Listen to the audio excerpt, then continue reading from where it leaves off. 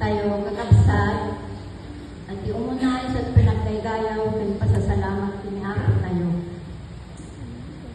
Bilang kapatid at bilang tipa, simula nung magkasama kami, magkapitbahay kami ni Manong ninyo, naging malapit kami na sa isa't isa.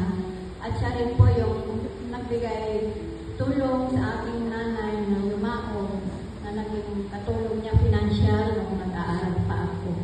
Wala akong masabi sa kanya, mabait si Manong. Madali po siyang lapitan, hindi siya maramo, mapagbigay na anos, umis-isip lang tayo. Noon yaman sa ibagang ikwana. Awan saan, at awan din awan, ang pero paraan para mag-ipin kaya itong ikwana.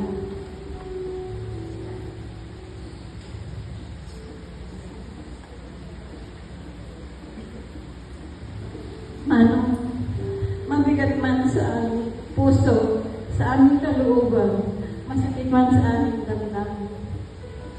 Ang araw na ito, nahuli ka namin masilayan, ay kailangan tanggapin namin ito. At nagpapasalamat kami sa ating Panginoon. Dahil ikaw ang naging bahagi ng aming pamilya at naging kapatid. Manong, maraming salamat sa kabutihan, pagmamahal at alaala iniwan mo sa amin. Hindi man kami handa sa pagkawala sa iyong pagtanaw.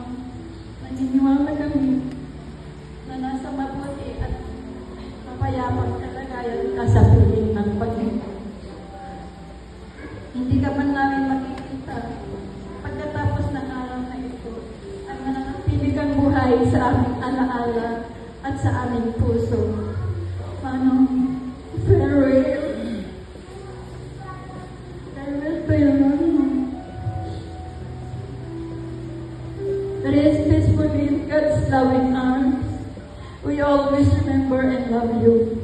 You may be good from our side, you may be out from our side, but never from our hearts. Dalangin namin ang kapayapaan. Paalam Manong, mahal ka namin palagi.